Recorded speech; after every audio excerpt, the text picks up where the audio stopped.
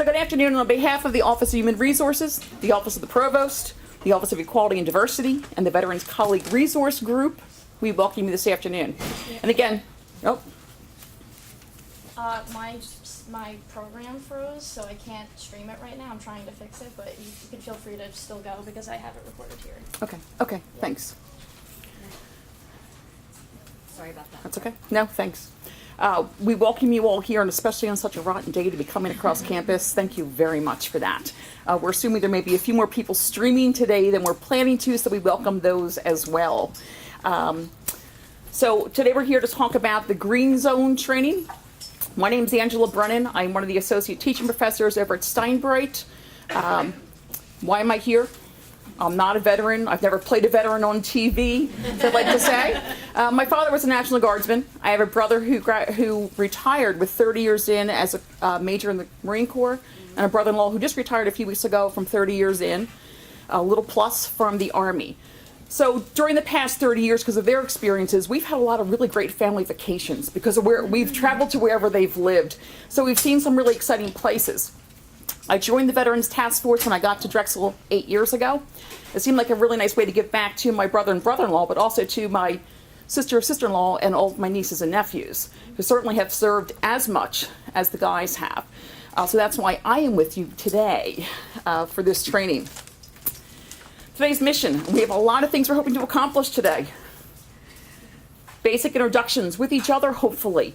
This is a group full of people who obviously are interested in this topic, so hopefully you become more acquainted with each other also and can support each other and our veteran students and colleagues across campus.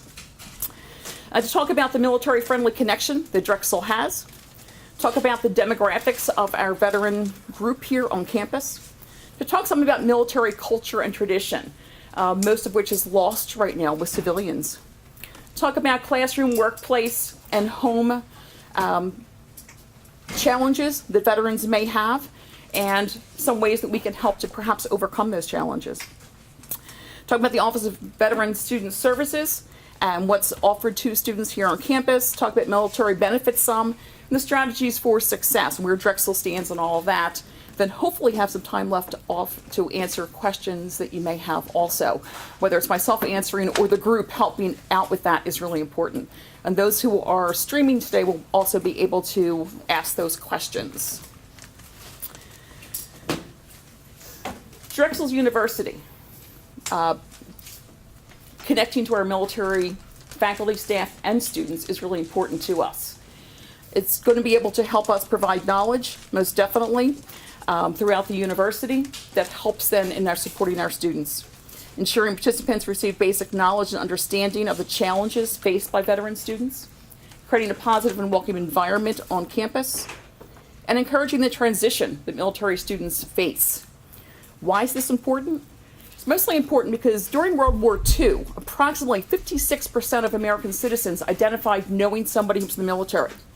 And right now, less than 1% of U.S. citizens identify as knowing somebody in the military. It's a culture that's a little bit lost to us. And knowing a little bit more about that culture helps us to be able to support these folks, whether it's somebody working at the desk next to us or a student perhaps in our classroom as we go throughout. Could you repeat the stats? I heard you're 56% in World War II, and then what And was 1% now. Oh, wow. Yes, so a huge difference. So some basics as far as the Drexel demographics. Right now we have a little under 900 students who are military connected on campus. And you'll see, you don't see the breakdown. The majority of those students are veteran students themselves. There are about 300 Drexel dependents, which we'll talk about in a few minutes, who are in that number as well. About half of those students are online students at Drexel. Another quarter are in the college of nursing and healthcare professions. And the last quarter pretty much are spread throughout lots of different majors. Heavy concentrations in engineering, School of Business, and in CCI. Most of the students, the average age is between 25 and 33 of those students coming into us in the classroom. In the next 4 years, Pennsylvania will retire the fourth highest number of veterans in the United States, with just under 1 million who will be retiring this year in Pennsylvania. So Texas, California, and Florida are ahead of us.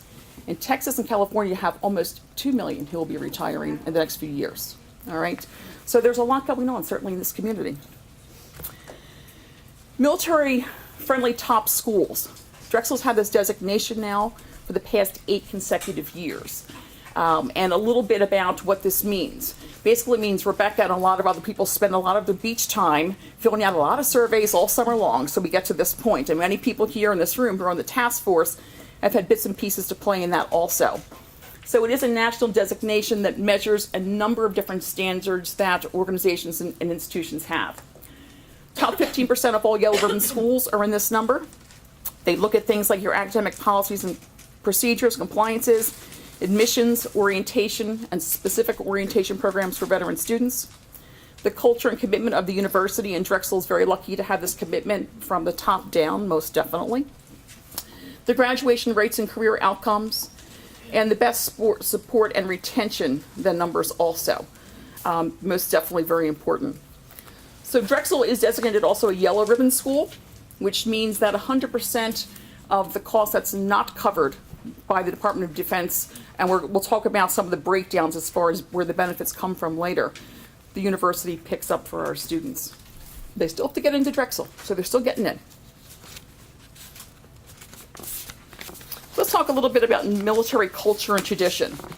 It's really important to know the difference. Everyone here is not a soldier, and that's just typical of a lot of people when they're talking to students maybe thinking that. According to the Department of Defense Manpower Data Center, approximately 1.4 million serve in the armed forces. That's 0.4% of the United States population right now. 16% of those are women, which may seem high, but since 1974, that's doubled. So it was only 8% at that point. So it's getting higher for the women. 95% of the military jobs are available to men or women in the service.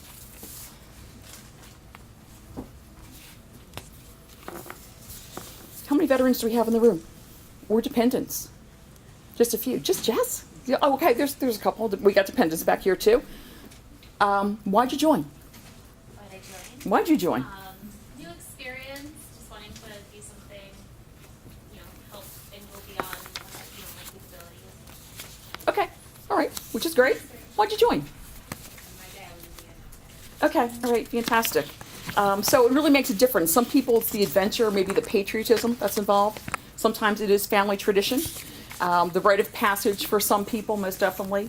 Just a change in environment or maybe just career prep, which we see sometimes with our students coming in.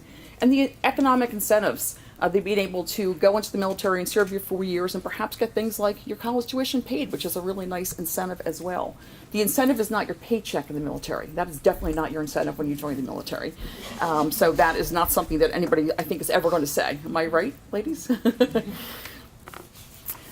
Training. Depending on the service, between 8 or 12 weeks of boot camp goes into training.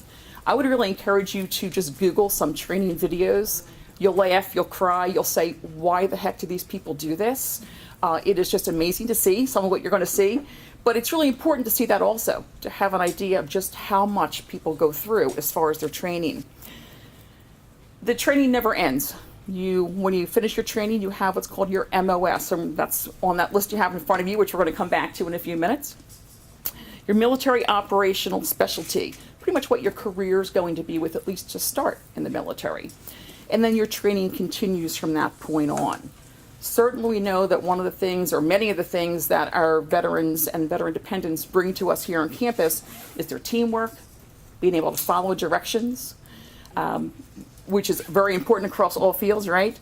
Not questioning authority, facing your fears. It's really important to have those skills and to cross over with those skills in any industry that these men and women are going to be going into. Hierarchy has certainly been very important in the military. It's also when you're on a base and you're in the military, you know exactly where you stand with everybody else as you're walking past. It tells you right on their shoulder or on the front, right on their uniform. It's a little bit harder here on campus for our students to come in and integrate. They have no clue who they're looking at. Another student, professor, staff member. It gets really confusing. I don't think President Fry is going to start having to salute him at any one point, but him walking around to a student is just another person working around campus, right? So that's a really hard part of the integration into a community like ours, most definitely for students. Some basics as far as what these students have put on as far as just even uniform. Leathernecks. Who were the leathernecks? Anybody know? The Marines. You know why? See, he was paying attention last year. Okay. The original collar. Any Westfall people here? The Mandarin style collar that stands up literally used to be leather. And it helped a little bit sometimes in not having your head chopped off, literally. So leathernecks became the name for the Marine Corps. The Army also has a darker suit jacket and lighter pants. That primarily came because everybody wore their slacks all the time. You were issued one set. But you took your jacket and that was pretty much in your backpack or tucked away somewhere, and you only wore it for special occasions. So it didn't fade. And they've kept that. The Army right now is thinking of going back to their World War II era pink and green uniform, where the skirts and the slacks do have a pink tinge to them, most definitely. And that's something under consideration right now in the Army. The Army right now is working on Army Green shade number 44. That's how many iterations of green they've gone through. It's a little bit crazy, but they have. The sailors, they're nice bell bottoms, not necessarily just because it's a natty look, but it's easier to quickly pull those pants up and shove them in your boots if you need to. So it was originally designed for that, not again for the folks at Westfall. Air Force made a huge change in 2017 about their uniform. Any Air Force people here? There weren't? Okay. You're now allowed to roll your sleeve up to within an inch of your elbow. That was a big deal because you couldn't do that before. The Coast Guard went really wild a year and a half ago also. They now have an untucked version of their uniform, so you don't have to tuck your shirt into your pants anymore. A little bit easier to move around if you're on a ship, I suppose, but it went through a whole lot of discussion to get to an untucked shirt. So there's a whole lot of military tradition that goes into the uniforms. Again, a whole lot that they've put on and a whole lot they're taking off when they get to us. So being respectful of the uniform is also really important. Because I'm from SEDC, I have to mention a little co-op thing. The first military maternity fatigues were made at the quartermasters here in South Philadelphia, and my sister was a supervisor of that line for her second co-op here at Drexel. So there you go. I can work co-op into anything, ladies and gentlemen. There you go. The Marines and the Army are currently in a pretty heated head-to-head battle as far as who has the best smart uniform. There's a lot of technology going into uniforms, and right now, evidently, the Army is winning with their fourth iteration of that smart uniform. But there's a lot of competition that way. So a rich tradition. I would encourage you, if you're going to be at the event on Thursday, stand in the back of the room when the colors happens. You'll be able to point out and find out who every veteran is in that group just by the way they stand at attention when the flag comes in. It's a beautiful thing. If you ever have a chance, and one of those lovely things I had a chance to do because of my brother and sister-in-law, is if you can go during the summertime down to DC and watch the Twilight Parade. It is an amazing thing to see if you get to go there. It's pretty amazing at Marine Barracks, Washington. Let's talk a little bit about things like language, right? Did you play around with those papers there in front of you? What's a rack? Anybody? We're not going with the military folks. Other people. Any guesses? It's a bed. Yeah, it's a bed. Bulkhead. Just a wall. Why they can't just say a wall, I don't know. A click. A lot of you came a click or so from maybe main building to get here today. It's about 1 kilometer. All right. A bird? That should be easy. Helicopter, yes. What's a BGB? This is one of the funny ones. It's a big gravy boat or just a large boat. Okay. Ship. I should say ship. Sorry, I get in trouble for that. Crumb catcher? Beer? Sorry? I said a beer. No. Just your mouth. Like, again, why can't we just say mouth? I'm not really quite sure. A devil dog is a Marine. An ink stick. Many of you are using them. Pens, yep. A pollywog. A sailor who has not crossed the equator in a naval ship. A zoomie. Should be easy too. Anyone who flies is a zoomie. PT. Physical training, yes. Leave. Vacation. LES. We get it twice a month, some of us, or once a month from HR. Your leave and earnings statement. Okay? Your pay statement. Your MOS, your military occupational specialty. TRICARE, Health insurance. the health insurance, yes. Making rank, getting promoted. And a salad bar, sometimes also called chest candy. It's the ribbons or medals you have on your chest. Is your salad bars the ribbons? Crazy, right? But imagine when military folks come here and we're talking about things like SEDC and co-op and NCOP and TPARs and everything else that we have, how crazy that sounds to them, right? So everybody has their own language and we need to respect that and maybe sometimes ask, what the heck are you talking about? Did you be sure? I had asked my brother-in-law a couple years ago when we did this presentation the first time to give me in military ease what his day was like. And this is what he wrote to me in an email. It was like, thanks. And it is exactly what I was looking for. So he gets up at 5:30, looks out the window, puts on his battle dress uniform and his Go Fasters, his sneakers. I'm like, seriously, that's crazy. He goes to physical training with the COs and NCOs. He goes to the main base of operation, where he goes to the bathroom and changes into his service uniform. His men going out to the Joint Operation Headquarters to fill out their post-deployment health forms from the Sandbox, which is the Middle East. He goes to the dining facility and eats lunch, his chow. Goes back to headquarters and works on the global satellite positioning systems, which was his specialty. He then goes home at Colors to his wife and his brats. Okay? Colors, what's colors? It means two different things. Anybody? Colors is the flag itself, but colors is also the time of the day that the flag comes down the pole. And if you are on a base and you're outside a building, in a car or on foot, you are supposed to stop, even if you're in a vehicle, and turn it attention towards where you know the main flag post is, and sit and wait until the flag would be down. And often you could hear the music playing, so you know when the flag's down. From what Kirby tells me too, a fun trick often is to play on your staff if you see them coming to the door and running to the door just before they know that it's time for colors, is to lock that door. So they have to stand there, pay attention while you're all laughing at the window at them. And my nephew tried that once with his father. He only tried that once with his father. That was it. So lots of different kind of crazy military lingo. But again, we do the same thing. So we need to be mindful of that. When we're working with our students, most definitely. Brats. What's a brat? Child or dependent. Rebecca, you want to tell us what the original? It originally comes from the British, and it means the British Regiment travel. Yeah, you knew that. You're the one who told me that the first time. She's failing me here where I need her. That's never happened before. And I have it here. British Regiment Attached Traveler. Often in the U.S., what it has come to mean is born, raised, and trained in military culture. I know in my family, the 6 brats in our family are the least bratty kids I know.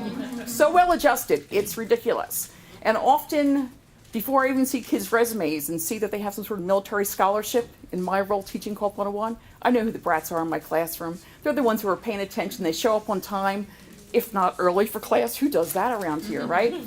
They actually might have a pen with them and be taking notes, asking questions, nice things like that. So you're going to find that these students, too, are really going to excel in your classrooms.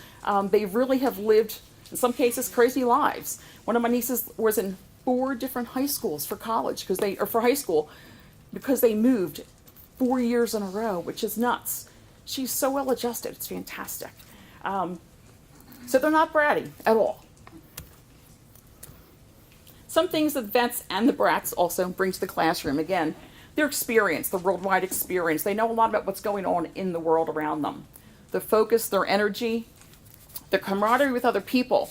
And that's something that's really nice to see in the classroom, too. These are the students in the classroom you're going to see engaging, like maybe those quieter kids, the kids who are sitting, along the back wall in conversations. Their analytical skills, their communication, time management, leadership, all the things we're really hoping our students have, these kids bring with them. And again, not just the kids, so it's not just the brats, but also the veteran students in the classroom. I'm really lucky, and Amy and John also. I'm going to say you're lucky because I think you are too. The 3 of us teach courses that are just for veteran students, my favorite section every term. It's so nice to have this group in the classroom, it really is, and I think you probably would say the same, right? I'm going to say that for you guys.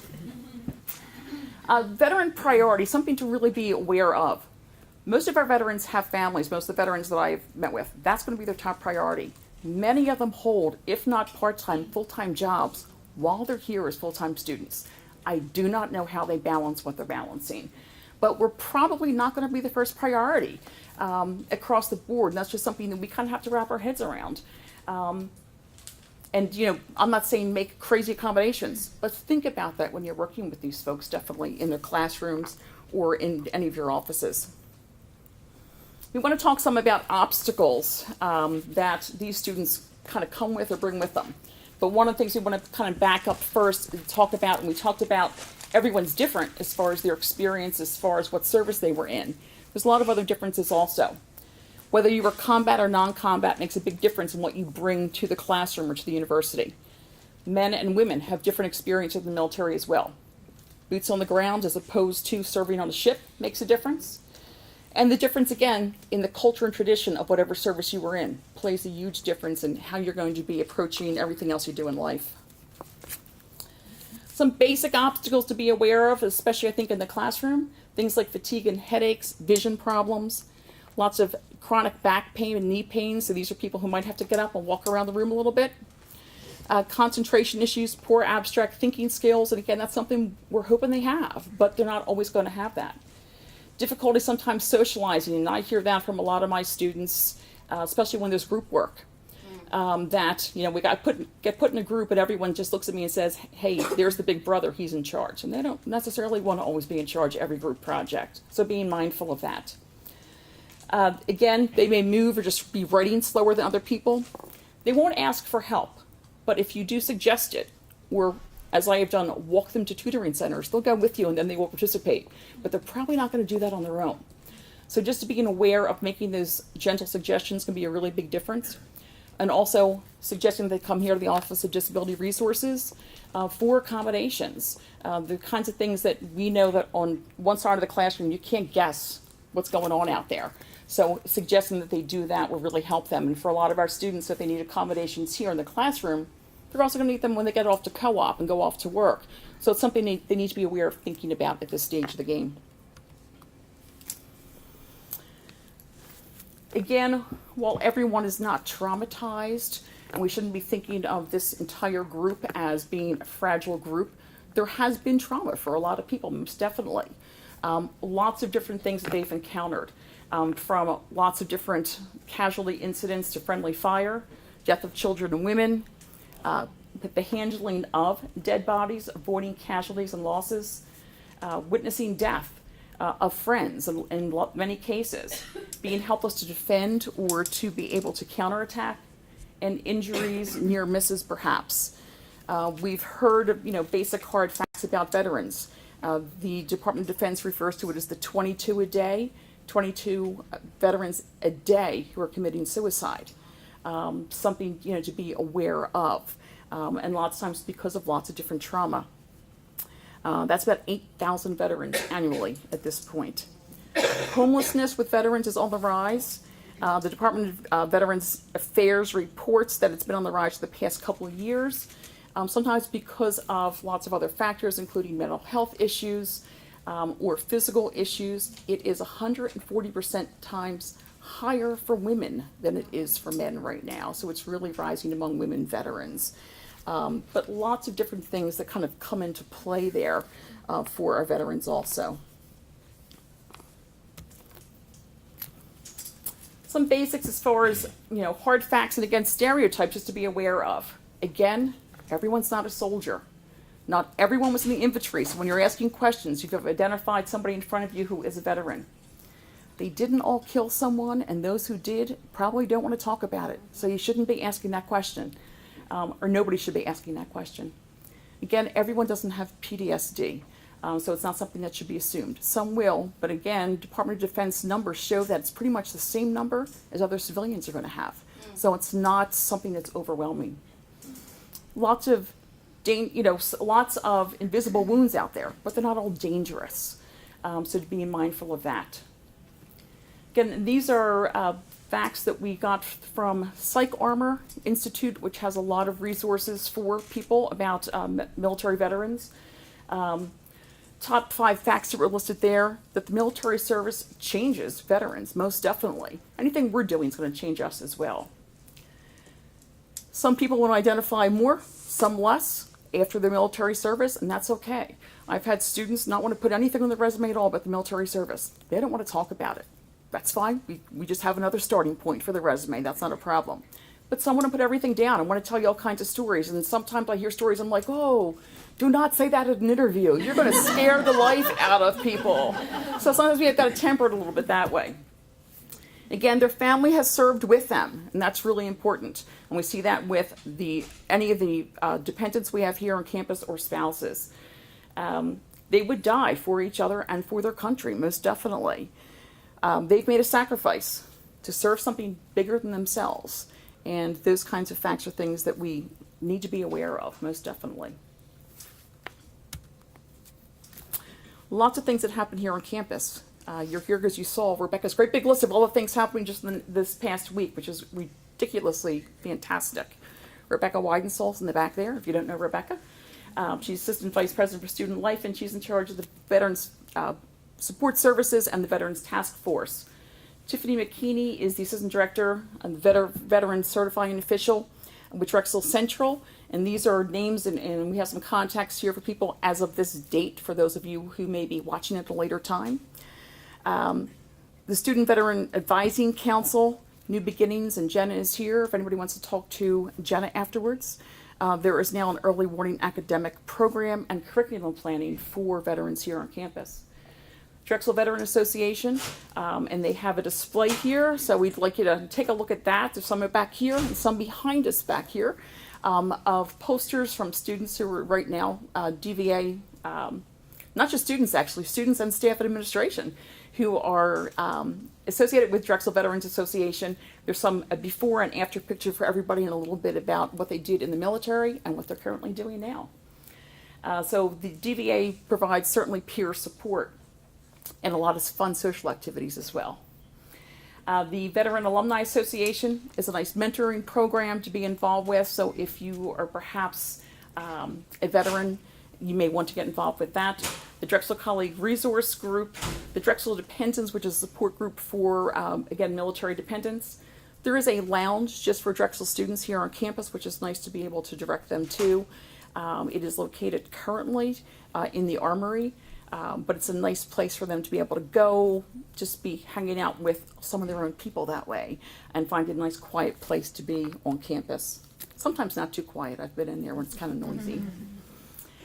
Drexel Central is where veteran services, veterans can get help with all their services as far as financial services. And you'll see what Tiffany and Bryant Marks also coordinate services for lots of different kinds of VA bills. So the benefits are really extensive. And there is a new bill that just went into effect this past October, the GI Forever bill. So they're managing and juggling lots of different information there, but they make it work for our students. Some basic best practices that have been identified nationally, and I'm going to say that every one of these we are doing, and we're doing them well here at Drexel. There is a separate orientation here for Drexel veteran students.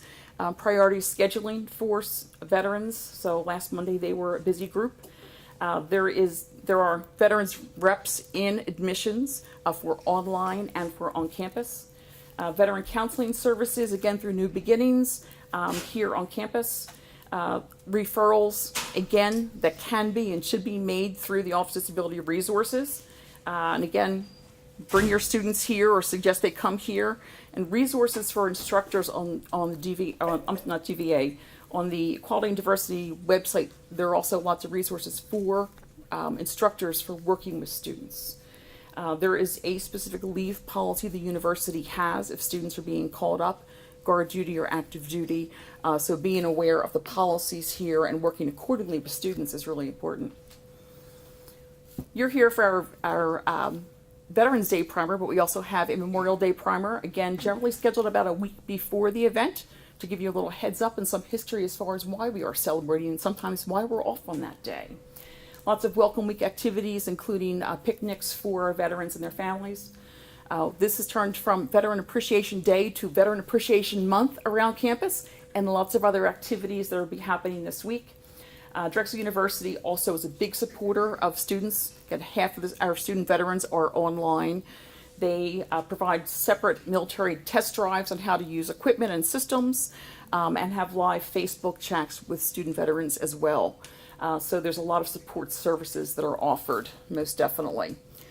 Rebecca, do you want to give a shout out to a few of the other events happening this week? I believe Thursday is the primer from... Thursday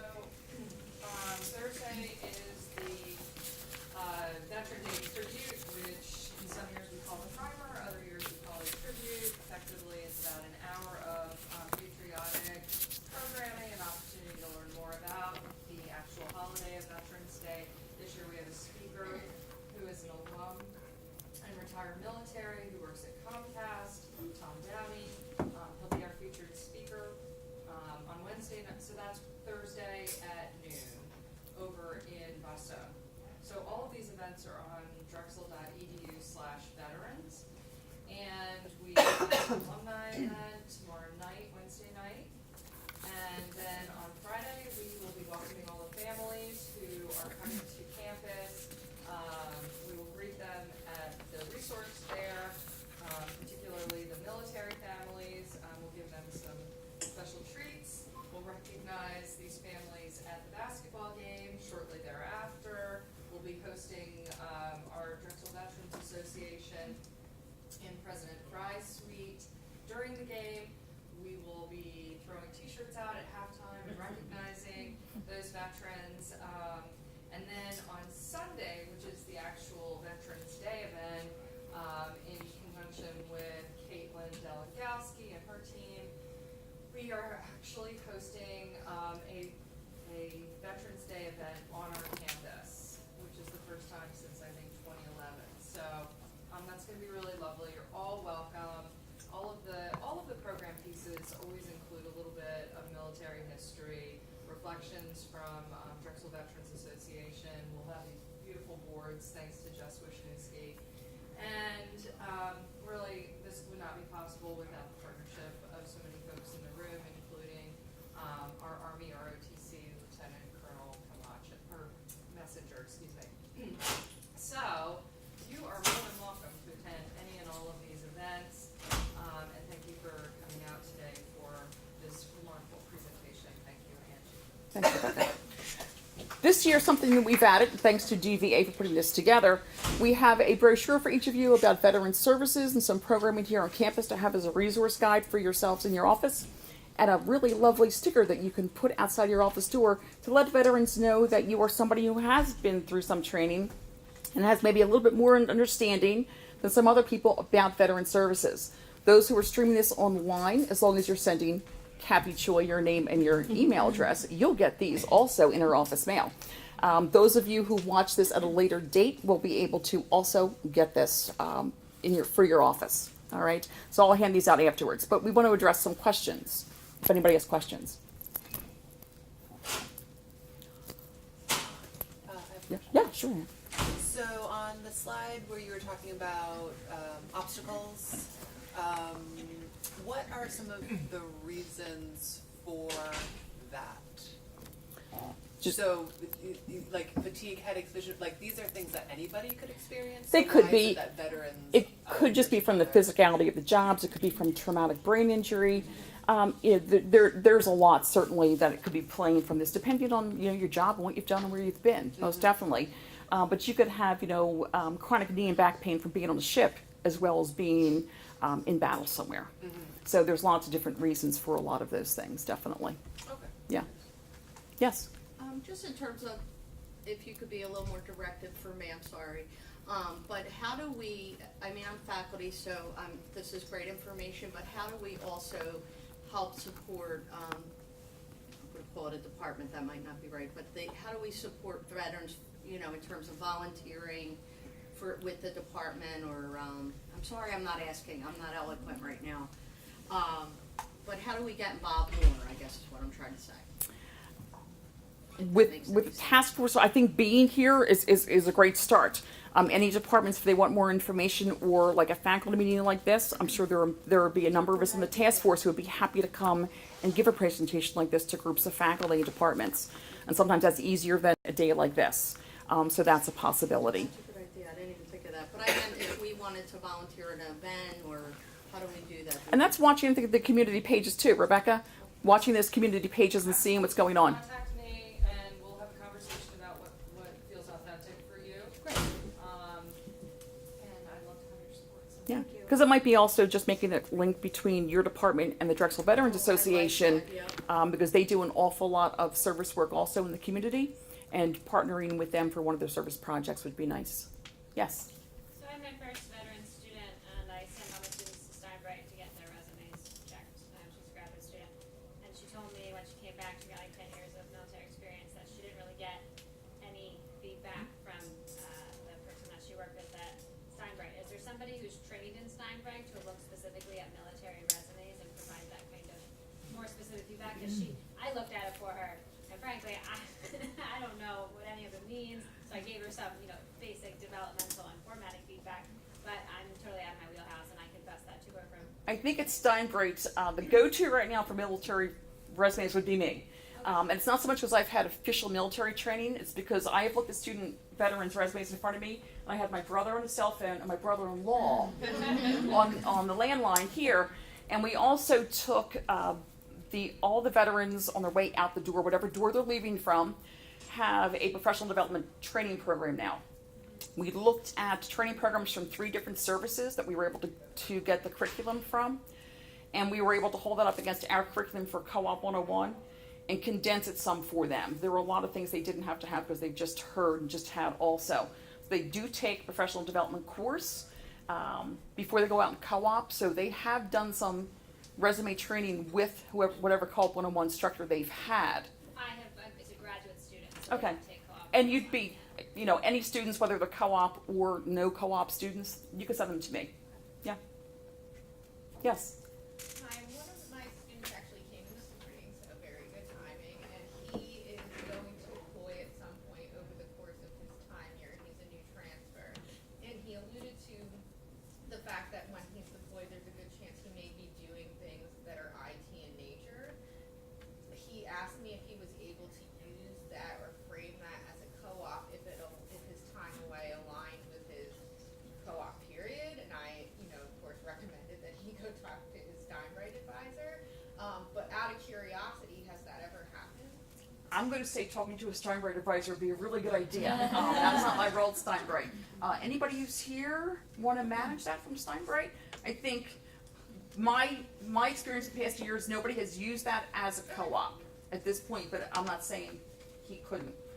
But I'm not going to be able to be the one who says he can either. So I would be talking to the individual co-op advisor, and they'd have to take that up the ladder probably and ask that question. Yeah. We review all jobs. That's what I told him. I've seen students, make things happen as long as it fits certain criteria, but again, not my wheelhouse. Yeah. Right. Or maybe even an independent study where he can get some credit for it. Yeah. Yeah. Anybody else? Any questions online? So, what's happened is, we weren't able to get the webcast to happen, so if your colleagues were planning on attending, via the webcast, this whole session has been recorded, and we'll make it available in Career Pathway, so no questions. Okay, so no questions online, yes, okay. Anybody else? Yes. I think part of my question got answered with your question in terms of how to sort of make connections. So it sounds like maybe connecting with the Veterans Association. Yes, Veterans But Task I'm Force. thinking specifically, I work out of the Office of University and Community Partnerships, specifically at the Dornsife Center for Neighborhood Partnerships. And I came here today to think about how the community and Drexel veteran associations can collaborate more. And so it sounds like it's a conversation that can happen outside of here, but just curious if any history of that sort of collaboration. Sure, or Rebecca, you want to talk about last Memorial Day in particular, right? That was collaboration with community, which is beautiful. Absolutely, like for example, this weekend, we're working with One Center we always do a drive for family weekend. Last year it was to benefit the Veterans Group Home, and so they get, advance notice about bringing donations for home